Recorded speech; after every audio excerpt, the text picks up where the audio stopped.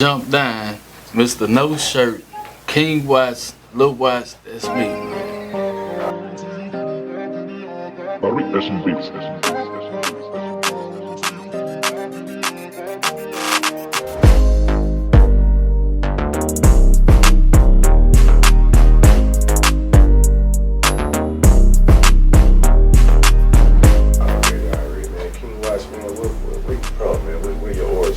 From Acres Home, Texas, man. Born Acres Home? Yes, sir. I done stayed in different places, but you know, Acres Home, where I'm from.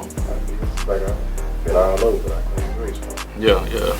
So, tell the people, man, what it was like growing up, coming up in Acres Home, and like what part, what section of Acres Home, what street, and all that type of stuff. You know, my people from Maxwell, but I also grew up in Garden City in the Bricks too, man. So that's where I was at. Okay. So, what was it like coming up in Acres Home, man? What era did you come up in? You know, I'm an 80s baby, but you know, I grew up in the 90s era. Right. But it was serious. Right. Okay. So, what school you went to? High school, I went to Nimitz, Alden. I went to a bunch of schools. I ain't gonna lie to you. I kept getting kicked out in a bunch of schools. So what type of schooling was you? What was you getting into? I was one of them. I tried to play sports, but I let somebody discourage me about my size. I left that alone. I was really a badass student, alternative school, but I was smart. And that's one thing the teachers couldn't understand, like how this nigga be passing all these tests, but he wanna skip and do this and that. Okay. So what are your early music influences? What was you listening to coming up while you were skipping school? You know, I grew up on SUC, remember. You know, Poker, one of my favorites. 3-2, one of my favorites. I was a youngster baby. I was a little flip head. But on my side, like, I looked up to people like, not just saying he's Acres Home, but J-Dog, Slim Thug, them the people, the 50-50 twin. Know the whole switch out. I ain't gonna lie, I seen it before with, that was that club used to be on Cater Freeway. They can't rap about it a lot. But anyway, I'm there, J-Dog performed. Yeah, Hush. J-Dog performed. When I say the crowd, white, word for word, fuck my head up. White people, word for word. Yeah, that's when you know you done made it. So tell us a little bit about you. Give us a little bit of your background. Musically, when did you start? When did you jump off in the game? When did you start taking music? I've been rapping since little. Like, I used to go to Astro World and go to the studio and then record his own instrumental. Yeah. But I'm gonna say about 98, 99. Okay. You know, I was fucking with this clique I had, well not me had, but this clique. They was out of like Greenfield area. We all went to Ike. And we used to do shit with Agni like Slab Soul. Okay, shout out Agni like. But then, you know, I came in with AAA, with Boom, DJ Young Sam, Monty, Big C, Gate, all of them.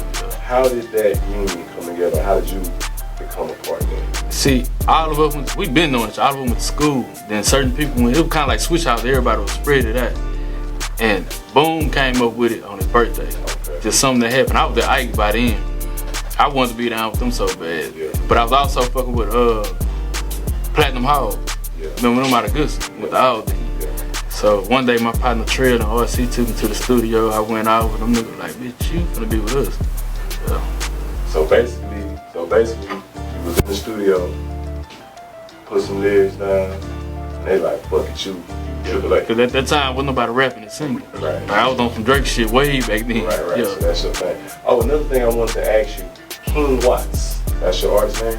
Yeah, that happened in 2018. It was Lil Watts. Okay, tell us your journey from Lil Watts to King Watts, but more importantly, tell us why you chose that name, why you chose to run with that. The King Watts, actually, I didn't choose that. Who chose you? Like, you know, I got a lot of homegirls. I've been around a lot of females. Right. I walked in the club one day and DJ High C just said King Watts on some being funny shit.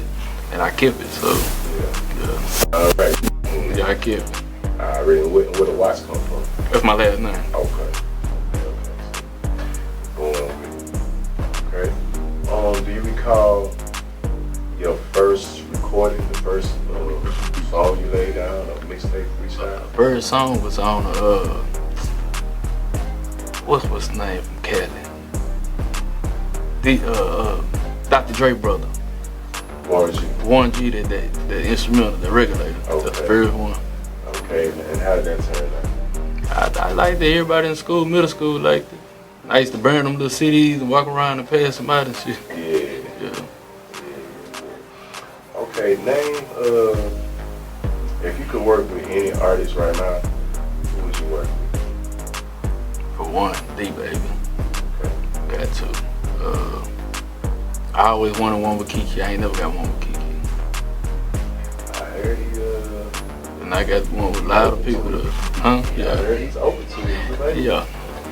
And I ain't gonna lie to last week when I did a show, like my partner like, okay, but bitch, I'm excited, nigga. This Kiki, nigga. Right. This man made his way to walk and grab my hand and tell me I did my thing. So it meant something to me. Yeah. It meant something to me. Yeah, that was one of the moments. I hope he got it on camera. He was actually filming. I hope somebody got it on camera. Good stuff, good stuff. We gonna see if we can have that. Okay, tell us about what you're working on now. Right now I'm just recording a bunch of songs so I can put somebody, put out a mixtape. And I'm working like doing features and shit. Features? Yeah. Okay. Tell us about some of the songs that you got out right now. Matter of fact, tell us about your style. What makes you unique from other artists?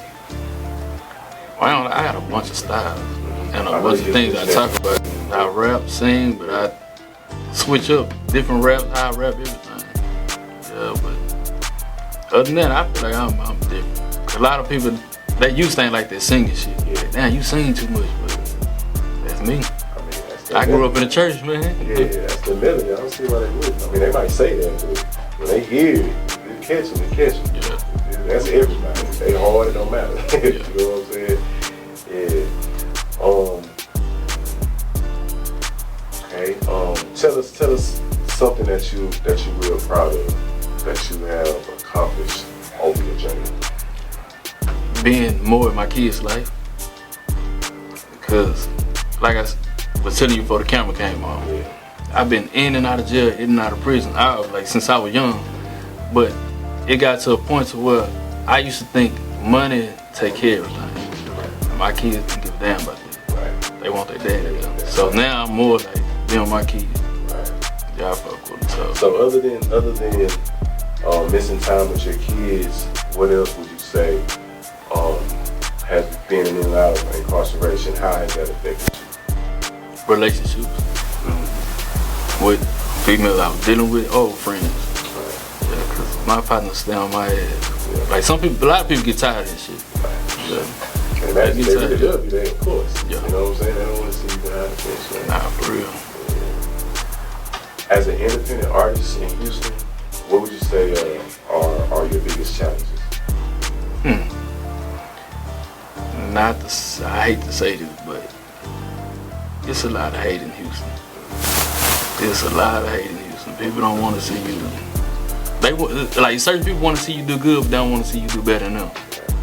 Yeah, it's a lot of hate. And a lot of people always compare us to like Atlanta and Dallas. Like they stick together. Even if they don't fuck with each other, they still gonna promote. They gonna shout each other out. All that. We don't do that. Right. Yeah. A lot of people outside looking in. You know, they see certain people doing songs together. I've been in Florida. I got family in Florida. I've been like, man, y'all really stick together out there. You know what I'm saying? In different circles. Yeah. It's very unique how you gotta navigate. You know, outside of our thing, they don't have to do. But that's why I always shout out Sauce Walker. The way he doing shit, he fuck with everybody. And when I say everybody, I mean everybody. Yeah. So if there was one thing that you could change about the Houston industry, what would you change about? I change what's going on right now with the YNs and the OGs, what's going on. Yeah. Specifically, give a little details on that. How they views is and how they feel about certain shit. Like, you know, it's been a bunch of drama and mess. Like, they not helping, they not doing this, they don't. Yeah, I changed that. What I've gathered, just from watching interviews with certain of, I guess, the OGs or whatnot, it seems like everyone, as far as artists, everyone's attitude is they didn't help me, and I found my way. So why should I help if you want to get on, find your way, then we can talk. Seems like, I haven't talked to nobody directly, but I watch podcasts and I've heard this guy specifically say that. I've heard this guy specifically say that, but in this way. And I've heard this guy specifically say that in their own way. So it's almost like the outsiders are saying, hey, y'all stick together, y'all need to get together. Inside, they're like, find your lane. You know what I'm saying? What do you think about it? So I'm gonna say something, I'm gonna contradict myself too.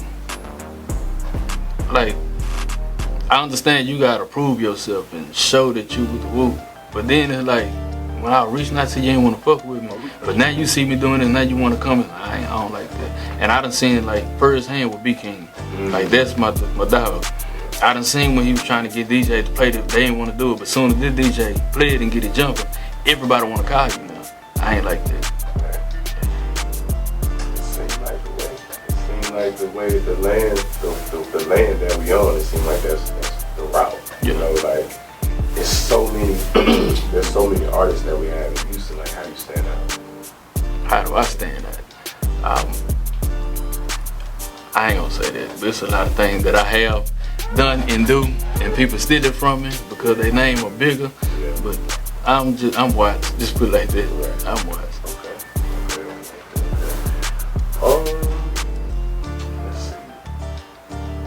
So, are you working on a single right now? Do you have a single that you push right now in particular?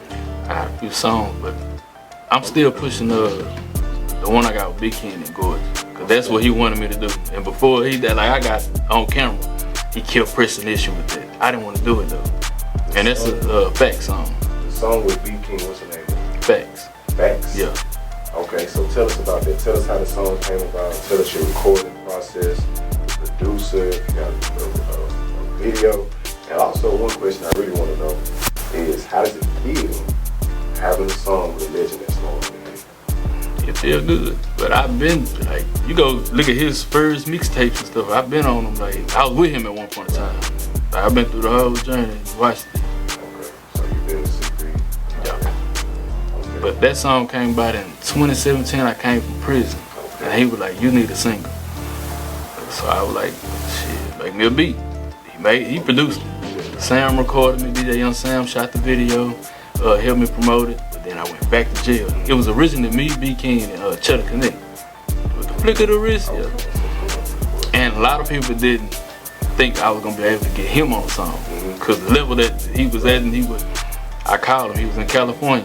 15 minutes later, had the verse sent it to him. So he must have been in the studio when you called. That's my day one, that's how I met B King. Yeah. You gotta, like they say, sometimes you gotta show them. Yeah. So when I came back the last time before this time, he was like, "You need to redo that, put the song back out, put somebody else on it." And I chose to put King Gorgeous because that's my nigga. So yeah. Okay. Over time, a lot of time has passed by, and you probably can attest to what I'm saying here, because you say you come out like 98, 99. Around that time, I'm gonna name a few people that came out around that time that I remember correctly from wrong. You have J-Dog, you have your youngster, the Mario,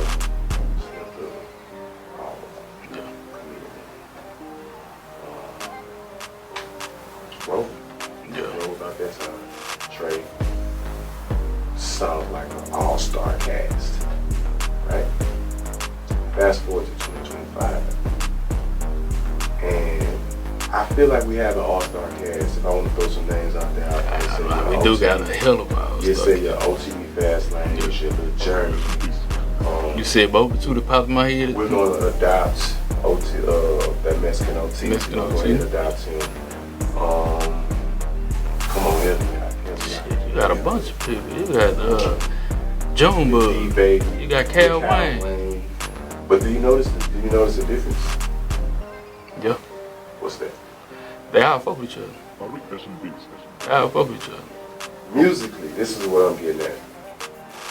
All those artists that we just named, the newer ones, we don't hear them on the radio. When I go to the club, I'm a camera guy, so I'm often in spots with the artists. I'm still hearing the same music as if I hadn't aged it. I just heard Smackwater and Mike D interview, and they were just talking about that. Interesting. Yeah. So that's almost sort of kind of the reason why we bringing this whole thing together. We want to tap into that market. We want to hear you on. We want to hear Kenny Watts on 979. We want to hear you. We want Michael Watts to play you. You know what I'm saying? But we also want to hear you every night when we're in the club too. Yeah. You know what I'm saying? So what do you think it's going to take for us to get the new artists to be more so? I mean, I know the internet is playing. It's not on the artist. It's politics, radio people. Not saying nothing bad about y'all, but that's what's going on. Yeah. So you saying that it's on the radio? So the radio has changed their mind. They done closed the floodgates. Yeah, and them airways about. So if someone comes out with a wanna be a baller right now today, if the politics ain't right, it's not gonna be played. It's not gonna get on the radio. Of the new artists that's out right now, who are the top artists to you that stand out to you the most? Males, and then I want to set the category. I was gonna go with the female right now. Let's go with the female. Let's jump out onto the female. King the Man. Right. That's one that we do feel the radio. Yeah. And she done put in work. But you got people like Libra Jolie, Watch Hand on the radio. Yeah. But other than that, you top artist shit, you the name. You the name. You can't forget Sauce. But I don't know why he's not on the radio. Right. I mean, he got a whole day and everything, so he's obviously getting your attention. Yeah. Okay. Have you ever approached a DJ to play your music? I used to back then. Yeah, but I get mad. But also too, I had to learn this over the years by being with Sam and being with her, and doing. You can't just go to them in the middle of the club and ask them to play this. And they have a rotation. They have something that get the crowd hype. You gotta build a relationship with them first. Then, play song for them and get shit done. You just can't, let me go to him and play. Oh, he a whole ass nigga, he can't do that. And I used to be one of them. I used to be one. Yeah. Okay, so man, what song we gonna get into today? Song I got called H-Time. H-Time? Yeah. Tell us about H-Time. H-Time is just like a summertime feel, slab riding type stuff. Yeah. Well, shoot, that's what's up, man. You got anybody you want to send any special shout outs to? Shout out to my brother Money Making Boom, man. My brother Laward. Gotta shout them out, man. Already. Shoot, go ahead and introduce the song, and then we're going to go ahead and set the mic up and get on it. H-Time, King Watts, know what I'm talking about? Listen, jump down. Yeah, but that music is it's different now from back then. Right. Back then you had groundwork, hand for hand. You had to be down, like they say, you can just tap a button. Right, but see, they also, I'm not gonna lie, I'm confused about that part right there, because I hear Scarface getting on the podcast, and he's very aggressive and adamant about like screaming. Like that's not the rock, that's not it. Yeah. A lot of the older artists are saying like the money that's coming off the streaming ain't it. It's but not at the that same much. time, if all these artists are okay, like not being on the radio, and not really having big concerts, and okay with streaming, I'm gonna show you something. It's a dude right now. When I leave here, I'm finna go meet him. He building this new AI stuff for me and showing me the TikTok and the stream shit. He showed me yesterday. He just got a $2,000 check and another $5,000 check, just off of his music, on TikTok with his AI thing. So it's ways to get paid, man. It's different from back then. So now basically what you're saying is like our era, it was really just a lane. Yeah. You know what I'm saying? You have to be successful in that lane.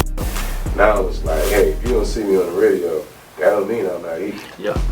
But like I said, I got friends that they music been played in whole nother countries and stuff, and ain't nobody out here ever heard of them. So that's the X factor right there. That's why I said depend on what you're trying to do, because some people want to be noticed, some people want the money. What can you watch on? Really, I want the money. I ain't gonna lie to you. I want the money. But being noticed, cool. I want to be known for what I do. Yeah, I feel like with being noticed, the money has no choice but to follow. It's supposed to. But it's a lot of people that notice, and it's not no money involved. I mean, if they really doing numbers, so if you doing numbers and you got your business right, how can you not? Look what you just said, the key word. And I seen Cartel Boy, another one in Houston there, but forgot about him. But I seen him say something about that, about having your business right. Oh yeah. You gotta know the business. Just can't. I just want to be a rapper. Right. You gotta know the business. Right. And you really do have to learn it and self-educate yourself, because a lot of people, I deal with artists and they like really expect somebody to come in and like, you do this for me, and then that was me. Yeah. That was me, and that's why DJ Young Sam stay on me, try to teach me stuff. Bro, you don't need me to do everything. That was me. And then it's like, no one's really gonna push you like that, really talk about, until you really work that. Yeah. You know what I'm saying? Because they got stuff that they trying to do. Thanks. You know what I'm saying?